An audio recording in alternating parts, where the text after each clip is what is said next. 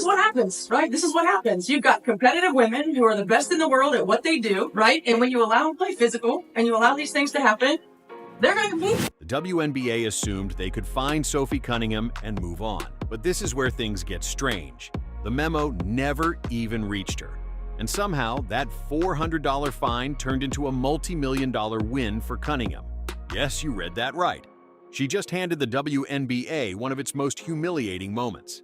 Now she's drawing attention to a problem the league has tried to ignore, the blatant lack of protection for its biggest star. So, how did she pull it off? It happened during a tense game against the Connecticut Sun, in a league where officials have consistently overlooked the harsh treatment aimed at Caitlin Clark. Cunningham decided to act. Her response triggered an explosive reaction from fans and set off a dramatic chain of events. Just like that, Cunningham became an overnight legend for the Indiana Fever. And what followed was even more shocking. This is the story of how one hard foul not only shifted the energy of a single game, but exposed the WNBA's ongoing officiating issues and transformed Cunningham into a fan favorite. Caitlin Clark isn't just another rookie. She's being compared to LeBron James and Stephen Curry, and arguably holds even greater influence. She's the face of the WNBA. In her first season in 2024, she was the target of an astounding 17% of all flagrant fouls league-wide, a number that defies belief. Despite only playing 40 games, Clark was on the receiving end of 12 out of 70 total flagrant fouls, according to official WNBA data. And the physicality hasn't eased up in 2025. The tone had already been set with earlier incidents, from Dijonai Carrington's eye poke in 2024 to Kennedy Carter's blindside hit. The abuse kept coming. Even in 2025, Clark continued absorbing contact and uncalled fouls that had fans and commentators furious. One particularly brutal moment came during the 2024 playoffs, when Carrington poked Clark in the eye, knocking her out of the game and contributing to the Fever's elimination by the Sun in the first round. In June 2025, Clark was sidelined again, this time due to a minor injury reportedly linked to accumulated wear and tear from repeated hits. And the league felt it. WNBA viewership dropped by 55% during Clark's absence, plummeting from nearly 10 million viewers for her games to under 4.5 million. Ticket sales took a hit too. Sportico reported that attendance for games not featuring Clark dropped by roughly 30% at key venues like Gainbridge Fieldhouse. Why does that matter? Because Caitlin Clark isn't just a player. She's the engine driving the WNBA's rise. Unlike LeBron or Curry, who helped elevate the NBA alongside other legends, Clark is single-handedly fueling the W's popularity surge. And yet, that's not what the league wants to admit. Media outlets may praise the 2024 rookie class or the league's overall talent pool, but the numbers tell a different story. They're clear. Of the 21 WNBA games in 2024 that pulled in over 1 million viewers, 18 featured Clark and the Indiana Fever. Even when she faced marquee matchups against stars like Aja Wilson or Angel Reese, the numbers dipped the moment she wasn't on the court. Clark's presence alone was responsible for a massive portion of the WNBA's $200 million annual media deal and its unprecedented 170% viewership jump in 2024. And that's just scratching the surface. No other major sport relies on a single player the way the WNBA does with Clark. That makes her a target, and her opponents know it. They view her as the league's golden goose, and that's where things start to get dangerous. Enter Sophie Cunningham. At 28 years old, Cunningham joined the Indiana Fever from the Phoenix Mercury in early 2025. Known for her aggressive style and tough mentality, she quickly earned the nickname Spicy Sophie. But she became something more, Clark's unofficial enforcer. That status was solidified during a high-tension game against the Connecticut Sun on June 17, 2025. With less than a minute left and the Fever up 88-71, longtime Clark rival Juhas Sheldon, a holdover from their Big Ten days, struck again, poking Clark in the eye. Then Sun player Marina Mabrey escalated it, shoving Clark to the floor. Referees responded with minimal action, a flagrant foul on Sheldon, and technical fouls for both Clark and Tina Charles. But the situation called for more. Cunningham had seen enough.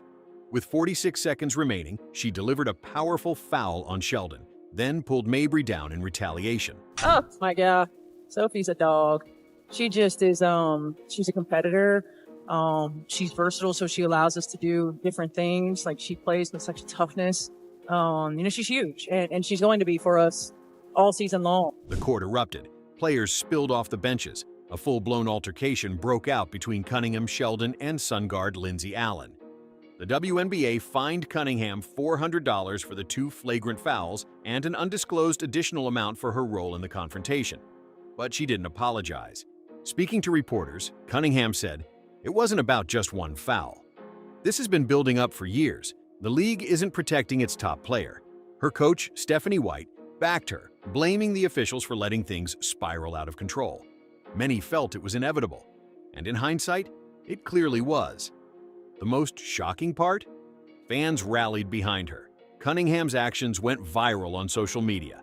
On X, she was hailed as a hero, a protector who finally pushed back against a broken system. She wasn't just defending a teammate, she was calling out the WNBA itself.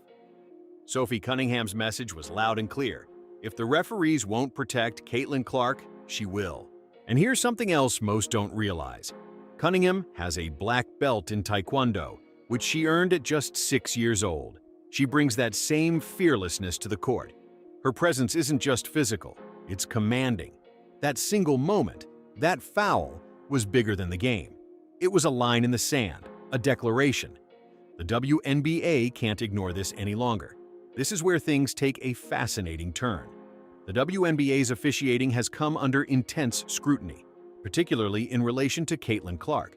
Despite logging fewer minutes than seasoned stars like Aja Wilson and Breanna Stewart, Clark led the league in flagrant fouls received in 2024, with 12 total. And the trend hasn't stopped. She continues to endure uncalled contact in nearly every game this season. A Washington Post investigation revealed that referees routinely miss calls on overly aggressive plays, contributing to a league environment that's increasingly physical and, at times, brutal.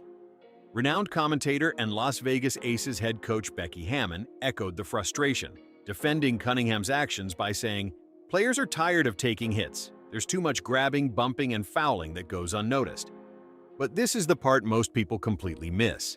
The WNBA's hesitation to defend Clark goes beyond just poor officiating. It's rooted in a deeper cultural issue within the league.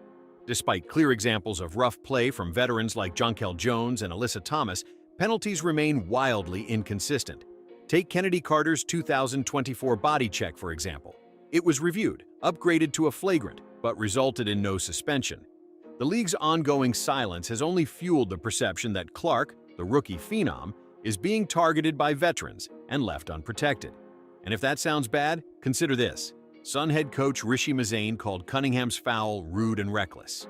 But according to fans and analysts alike, the real disrespect is the WNBA's failure to safeguard its most valuable player. This is where it becomes absolutely critical. No one in the WNBA comes close to matching Caitlin Clark's impact. According to ESPN, her games averaged a staggering 9.9 million viewers in 2024, a 170% spike compared to the league-wide average, which hovered between 5.8 and 8 million. The Indiana Fever's home games sold out 90% of the time, and her presence alone drove a 30% increase in ticket sales across the league. But when Clark missed games in June 2025, the numbers collapsed.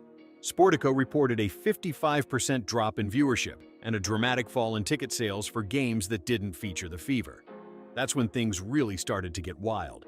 This sharp contrast makes it clear. Clark isn't just a rising star, she's the reason for the WNBA's current momentum, not the rookie class or veterans like Aja Wilson. That point is echoed on X, where one post boldly stated, "Without Caitlin Clark, the WNBA would be nothing." The numbers didn't lie. When she was gone, the interest disappeared.